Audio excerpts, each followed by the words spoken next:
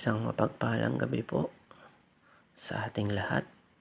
Sumayin niyo ang kapayapaan, ang kagalakan at ang pag-ibig ng ating Panginoong Hesus.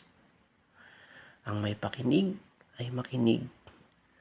Ito po ang mensahe ng Panginoon. Ang sabi niya sa Roma 10 verse 9 hanggang 11.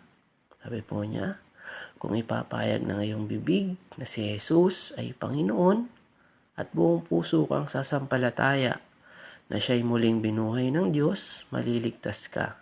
Verse 10, sapagkat sumasampalataya ang tao sa pamamagitan ng kanyang puso at sa gayon ay tinuturing na matuwid ng Diyos.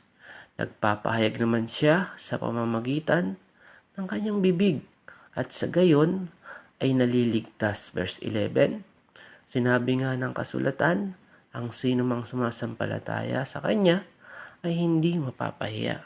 Amen. Praise God. Purihin ang Panginoon sa Kanyang salita. Sabi po diyan, kailangan nating ipahayag ng ating mga bibig na si Jesus ay Panginoon at buong puso tayong sasampalataya na siya'y muling binuhay ng Diyos upang tayo ay maligtas. Napakalaga po mga kapatid ng pananampalataya upang sa ganun tayo ay magkaroon ng kaligtasan. Pananampalataya po na nagmumula sa ating puso. Ibig sabihin po mga kapatid, kailangan po ang pananampalataya ay naguugat sa puso ng bawat isa sa atin upang maging tunay ang kaligtasan na ito sa ating mga buhay. Sapagkat ang sabi ng Panginoon, hindi mapapahiya ang sinumang sasampalataya sa Kanya.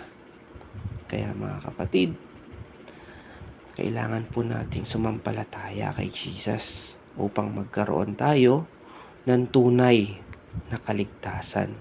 Sapagkat kay Jesus lamang natin matatagpuan ang kaligtasan.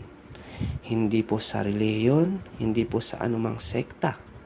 Kung hindi kay Jesus lamang po natin matatagpuan ang tunay na kaligtasan.